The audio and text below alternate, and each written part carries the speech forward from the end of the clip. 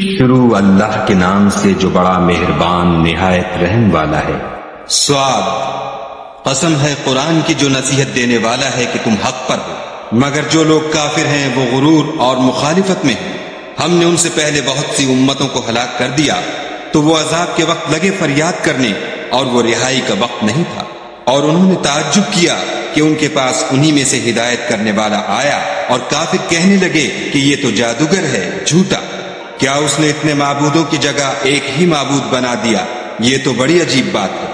تو ان میں جو معزز تھے وہ چل کھڑے ہوئے اور بولے کہ چلو اور اپنے معبودوں کی پوجا پر قائم رہو، بے شک یہ ایسی بات ہے جس سے تم پر شرف و فضیلت مقصود ہے، یہ پچھلے مذہب میں ہم نے کبھی سنی ہی نہیں، یہ بالکل بنائی ہوئی بات ہے۔ کیا ہم سب میں سے اسی پر نصیحت کی کتاب اتری ہے؟ نہیں، بلکہ یہ میری نصیحت کی کتاب سے شک میں ہیں، بلکہ انہوں نے ابھی میرے عذاب کا مزہ نہیں چکھا۔ کیا ان کے پاس تمہارے پروردگار کی رحمت کے خزانے ہیں جو غالب اور بہت عطا کرنے والا ہے؟ یا آسمانوں اور زمین اور جو کچھ ان میں ہے ان سب پر انہی کی حکومت ہے، تو چاہیے کہ رسیاں تان کر آسمانوں پر چڑھ جائیں۔ یہاں شکست کھائے ہوئے گروہوں میں سے یہ بھی ایک لشکر ہے۔ ان سے پہلے نوح کی قوم اور عاد اور میخوں والا فرعون اور اس کی قوم کے لوگ بھی جھٹلا چکے ہیں، اور سمود اور لوط کی قوم اور بن کے رہنے والے بھی یہی وہ گروہ ہیں۔ ان سب نے پیغمبروں کو جھٹلایا تو میرا عذاب ان پر آ واقع ہوا، اور یہ لوگ تو صرف ایک زور کی آواز کا جس میں شروع ہوئے پیچھے کچھ وقفہ نہیں ہوگا انتظار کرتے ہیں، اور کہتے ہیں کہ اے ہمارے پروردگار ہم کو ہمارا حصہ حساب کے دن سے پہلے ہی دے دے۔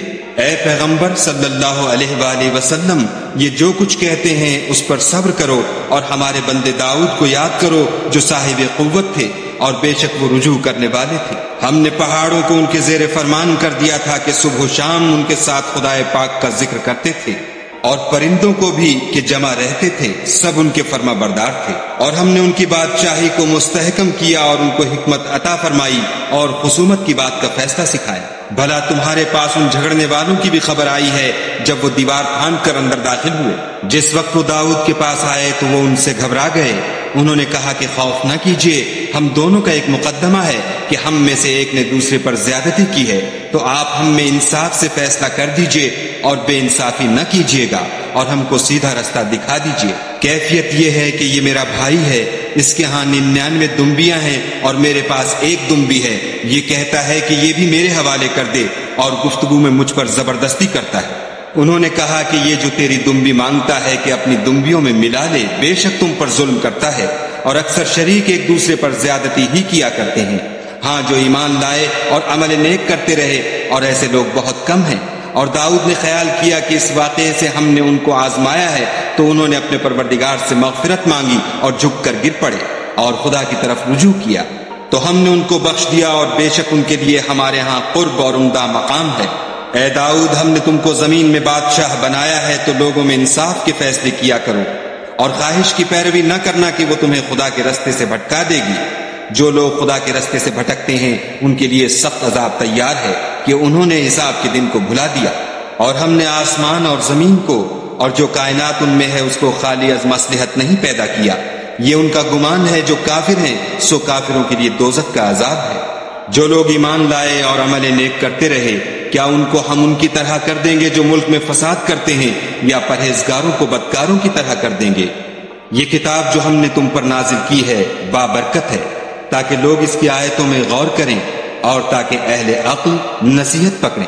اور ہم نے داؤد کو سلیمان عطا کیے، بہت خوب بندے تھے، اور وہ خدا کی طرف رجوع کرنے والے تھے۔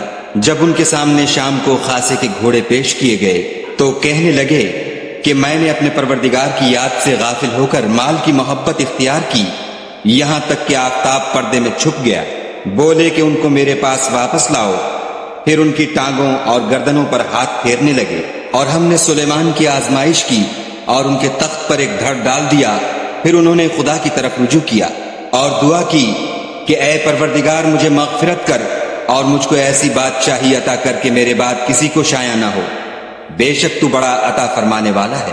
پھر ہم نے ہوا کو ان کے زیر فرمان کر دیا کہ جہاں وہ پہنچنا چاہتے ان کے حکم سے نرم نرم چلنے لگتی، اور دیووں کو بھی ان کے زیر فرمان کیا، یہ سب عمارتیں بنانے والے اور غوطہ مارنے والے تھے، اور اوروں کو بھی جو زنجیروں میں جکڑے ہوئے تھے۔ ہم نے کہا یہ ہماری بخشش ہے، چاہو تو احسان کرو یا چاہو تو رکھ چھوڑو، تم سے کچھ حساب نہیں ہے، اور بے شک ان کے لیے ہمارے ہاں قرب اور عمدہ مقام ہے۔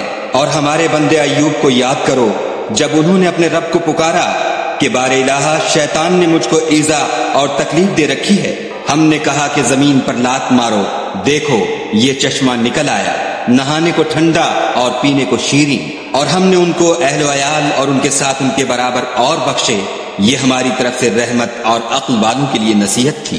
اور اپنے ہاتھ میں جھاڑو لو اور اس سے مارو اور قسم نہ توڑو، بے شک ہم نے ان کو ثابت قدم پایا، بہت خوب بندے تھے، بے شک وہ رجوع کرنے والے تھے۔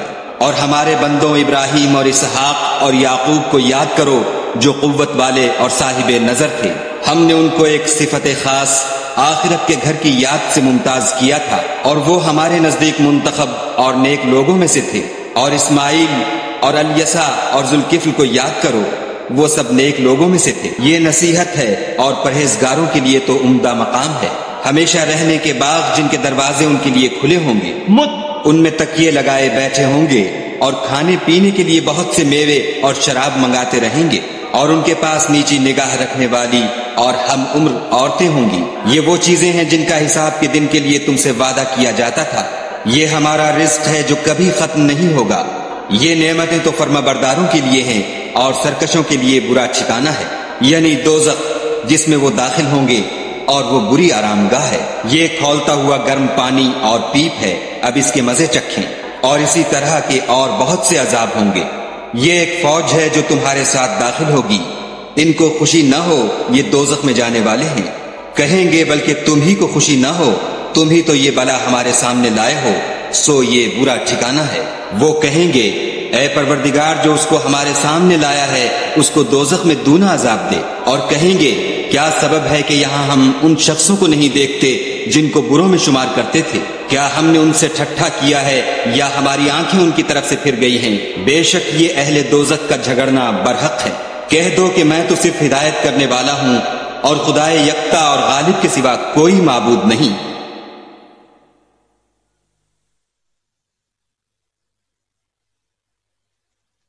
جو آسمانوں اور زمین اور جو مخلوق ان میں ہے سب کا مالک ہے، غالب اور بخشنے والا۔